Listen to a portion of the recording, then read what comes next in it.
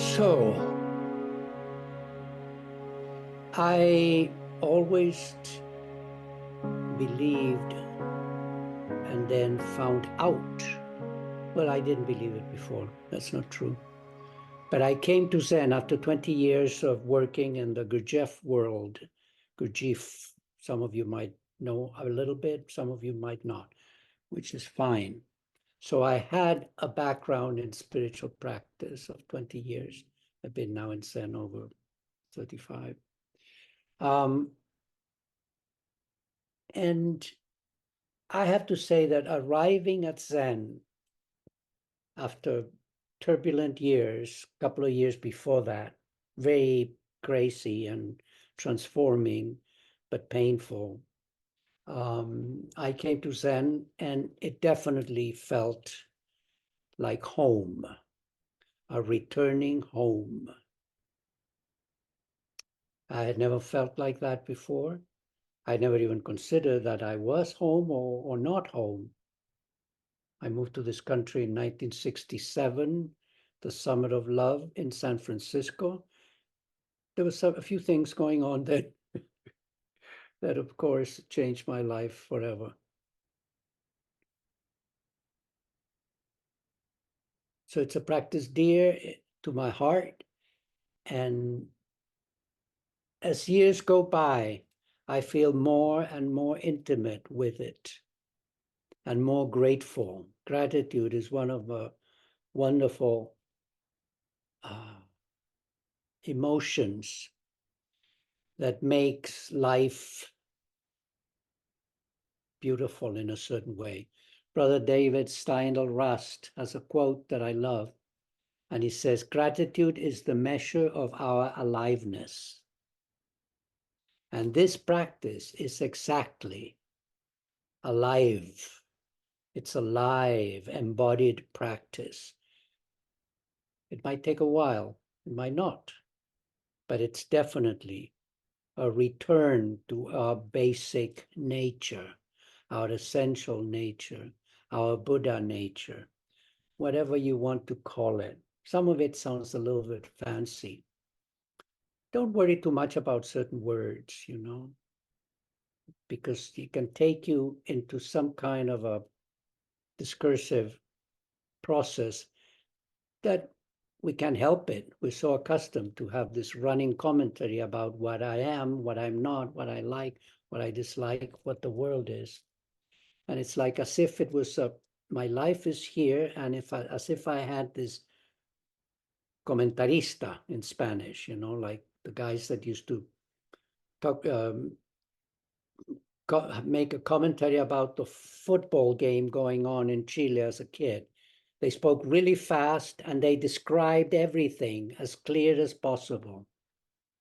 Well, we have that comentarista in a certain way in our heads, and it tells us who we are, what we're not, what we like, what we dislike. This is right, this is wrong. And sometimes we think that that is our life. This description, this commentary, this judgment, this evaluation, this conclusion that this process takes us to. I'd like to share a story from The Gateless Gate. And as some of you know, we often call these koans. I'm sure some of you are a little bit familiar with koans. Bobby was saying our lineage is a Soto lineage, but it's the same lineage that the founding teacher of your lineage, Masumi Roshi, also had that lineage. Masumi Roshi had 3 different lineages from his father, the Soto lineage, from Yasutani Roshi, who was a Soto priest that studied with Daiun Sogaku, who had, it was a Soto priest also, but was disappointed a little bit with the Japanese Soto establishment and decided to study with a Rinzai teacher. So like Yasutani, who gave transmission to Masumi Roshi also. Aitken Roshi studied with Maesumi, and then Maesumi died and continued with Yamada Roshi. And that's our lineage. It's a blend of, it's a Soto lineage, but with a lot of aspects that are used in the Rinzai tradition. So in a way, we are somewhat traditional, except in Japan, at some point, the lineages split. The tradition, the Soto is one thing and the Rinzai is another. In Korea, in China, and Vietnam, there's no separation between Soto, Rinzai, Zaotong, or Linji traditions. So in a way, I feel that our lineage is trying to not try to incorporate a broader Zen practice that includes some of the elements of Rinzai. And Rinzai, of course, uses a lot of koans. In our lineage, we use koans quite a bit, but also a lot of people don't work with koans or work for a while, and then they decided to just do zazen, shikantaza, or silent illumination, sometimes it can be called. So as Bobby said, we are a Soto lineage, but with elements of Rinzai, and we are a lay lineage. Both the Rinzai teacher of Aitken Roshi and his Soto teachers, both Yasutani Roshi and Yamada Koun, ask him not to be not to become a priest, because mostly in this new world, so to speak, you know, the Western hemisphere, or Europe and the United States, the Americas in general, most of the students, they said, are going to be lay. And right, the great majority of the students of Zen are lay people. So he did not ordain, and none of us are ordained. Some people might have gotten ordained in another lineage and now are members of our groups. But we're a lay people. And when I wear robes in Sesshin, mostly they're lay robes, which is a little bit different. Some people can't tell the difference. So this, what I'm going to share today, is one of my favorite, and as I continue practice, is a koan that it's the one most dear to my heart mind. And it's case 30 of the Mumonkan, or the Gateless Barrier. Masu. You guys use Japanese names, so his name is Baso in Japanese. In Diamond Sangha, we use Japanese name for Japanese teachers and Chinese names for Chinese teachers. It's a very short case. And Dame, the student of Masu, who's the Chinese name Masu, asks, "What is Buddha?" And Masu, or Baso, responds, "This very heart mind is Buddha."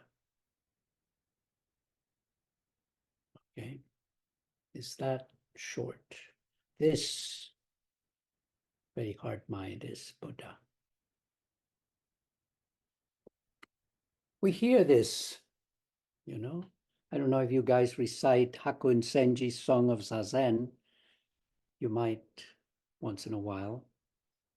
And it says, it starts by saying, all beings by nature are Buddha.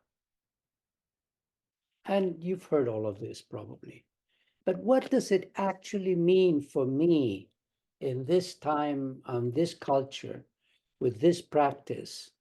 You guys in Southern California, I'm in Northern California. What does it mean? How do I realize, actualize, manifest, you know, all of those things that we eventually and hopefully we get to embody our teachings?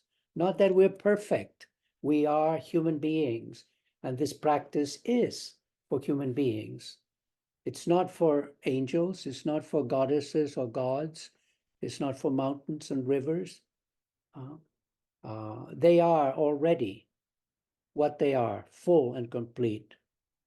Human beings, we have something called a certain kind of consciousness that makes us different. And as we grow, we become fascinated with me being here and the world being out there. I don't know at what time does a little baby feels the separation from mother, but it certainly happens at some point. And I don't know. I don't have kids. So the human being in the Tibetan tradition is considered precious because we have the capacity to wake up to our true nature, which is always, we can't help but have it, but we, of course, don't know about it, or it's rather elusive. So I like to talk about that in very practical ways. There's a lot of words that we use, and sometimes they can be quite annoying. Zen words or certain paradoxes. But as one of your, also in your lineage, Daido Loori, I used to say, paradoxes exist only in your head. There is no paradoxes in your body. It only becomes a paradox when you try to ruminate something that is not ruminatable. I invent words sometimes. I don't know if that's a word. Yeah. So what is Buddha? Says Dame. And Masu or Baso says this very heart mind is Buddha. Sometimes it's true, the heart mind, a lot of us are using that contraction between heart and mind because it's not this mind. Of course, you probably know that. And it's not this pump that pushes blood through our veins. It's the way I like to use, the word I like to use is being. It's our being. It's this aliveness. This gratitude is the measure of this aliveness that we are. This immense thing that includes absolutely everything. And that can be highly grandiose. I think that as we practice, little by little, we can start to understand and maybe see what we at some point might consider too far away, too weird, too esoteric, and it's normal. So if you feel like that, there's nothing wrong with you. It's absolutely normal. But hopefully, there's something that keeps you coming back to this practice. And that's it. That is enough. You, just where you find yourself in your practice, are enough. Enough to practice this beautiful, generous tradition. Generous because it does not decide who's good and who's bad. We are all welcome to wake up to what is ours. It is ours. It is ours, and it is here. As Dogen says, if it's not in front of your noses, where will you find it? Where can you find your truth? The truth, if not right where you find yourself now.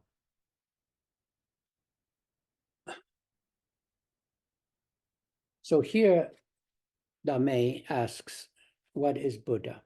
And Masu says, this very mind, this very heart mind is Buddha. As you probably know, or many of you know, in the Mumon Kwan, or the Gateless Barrier, the Wumen Kwan, Wumen presents a koan that he picked up out of thousands of koans, and he put 48 on this text. And he adds a little commentary and then a verse. In our tradition, we do the koan and the verse. So the verse in our lineage. The verse of this koan, what is Buddha? This very hard mind is Buddha. The verse that woman writes is, the blue sky and bright day. We happen to have that today here in Northern California, after all-day rain yesterday. The blue sky and bright day, no more searching around. What is Buddha, you ask? Hiding the loot. You declare your innocence. I love this verse. Hiding the loot. You declare your innocence. It is us, just as we are.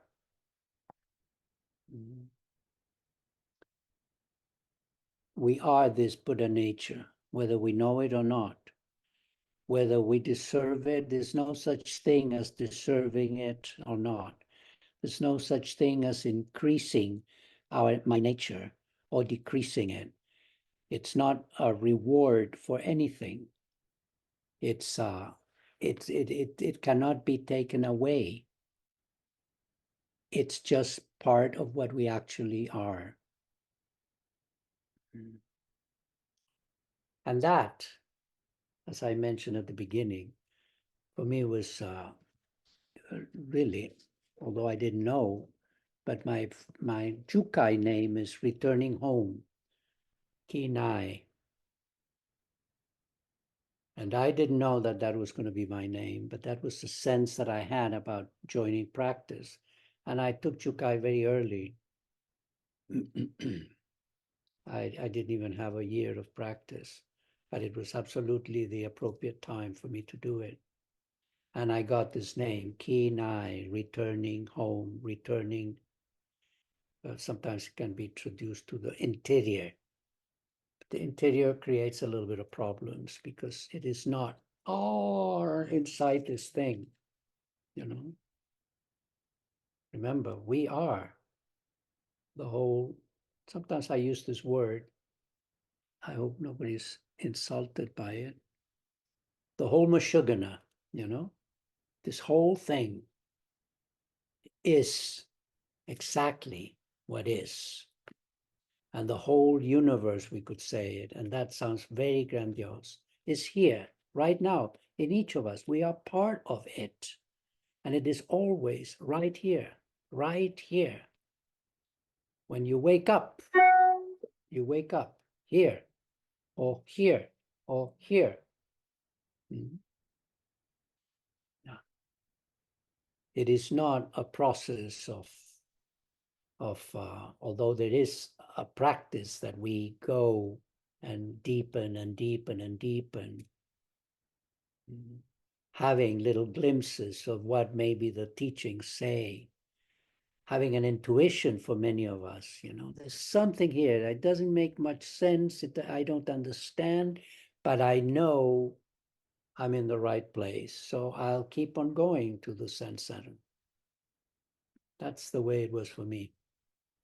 I know I'm in the right place. I don't have a clue how or why or anything, but it feels like the right place.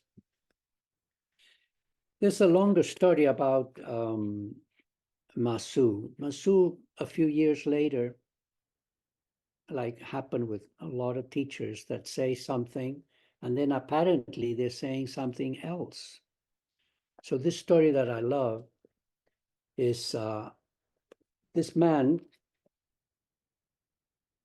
Damei, this monk Damei, eventually left Masu and wanted to be a hermit. Left Masu because it was time for him to leave, you know, but he was just up the mountain. And one day Masu tells his Jisha, one of his attendants, I wonder how that old gizzard is up there, up the mountains, you know. If you like to go strolling in the mountains, if you ever see him, check him out. Go see him. So the monk one day is walking in the mountains and see a little hut, and he says, oh, maybe this is where Damei is. And he sees Dame, and that was him. And he says, so how is the old boss down the hill? The old teacher. I says, oh, he's doing well, but you know, he is not teaching anymore. This heart mind is Buddha. What he now is teaching is not mind. When asked what is Buddha, he says, no mind, no Buddha. Not, no mind, no Buddha. And Dame says, oh, that old gizzard, you know, it's just confusing people. As far as I'm concerned, this very heart mind is Buddha. So the Jisha goes down the mountain and sees the master and says, did you see him? And says, yeah. And he told him the story.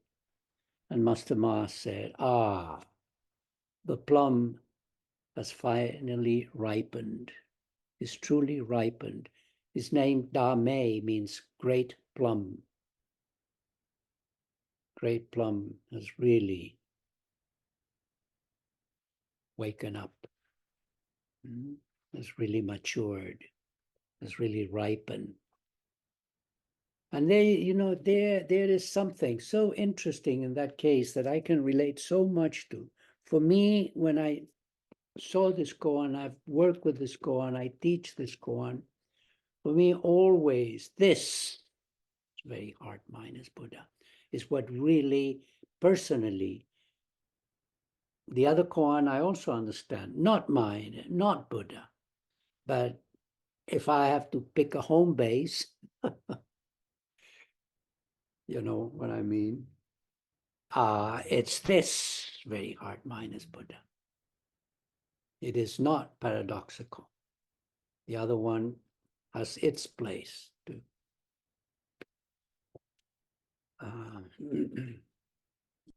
So what I would like to do, I tend sometimes to talk too much. I really don't want to do that now. But maybe I've said enough. What I would love to do really, which is always the most interesting part of the talk, is the response, the comments, the questions from the audience. If you have any questions about this, what I said, or anything that you want to ask, you know, about this practice that is so generous and it's so appropriate for this life and this culture at this messy, painful times for many of us. Lot of war, lot of death, lot of cruelty, you name it. The Tang Dynasty, where Masu lived, was the golden heir of Zen. I always thought, oh, you know, it must have been so amazing with all this hundreds of famous teachers in the dozens of Zen teachers, and then the Tang Dynasty, you know, after that. Must have been amazing. But it was a bloody, the Mongols were invading, and before the Mongols decided to chill, killed a lot of monks, a lot of nuns, a lot of people, and a lot of destruction. The Renaissance, another one of my favorite times in history, very bloody, very bloody. So there's nothing new about humanity. And so I always think of those two periods that are really important. I like history. And here we are, you know, some of us shocked about a lot of things that are going on. Does my practice matter? Why do I sit? What is it? Not that you have to have a little package and all cleared and stuff. It doesn't matter. That is kind of personal and kind of, it's not the most important thing. The most important thing, I would say, is the wish in your heart and the little bit of energy that you get, and you're not exactly sure where to place it. because if you place it in one place, it's fine, but don't get stuck because it's definitely way more than that. So we learn also how to navigate, how to not fix ourselves. It doesn't mean that we don't have opinions, doesn't mean that we don't have preferences, doesn't mean none of that. We are human beings. And as Guo Gu, Taiwanese teacher, lives in Florida, says, Zen practice is for human beings, and we are transformed into real human beings. And that's exactly how it feels to me that Zen practice is. It's really for us, if that's what we want. Not everybody wants to practice Zen, and it's fine. So, dear ones, I'd like to I'd like to open it up. Don't have to be questions, could be comments, or if you have questions about what I just have said, or questions about a burning question that sometimes we have, and that's what brought us to meditation. And it has not been solved. And if we only knew, that's fine. The question is what is really important, especially if it's a live question. It's not just machinations of our head. Thank you very much.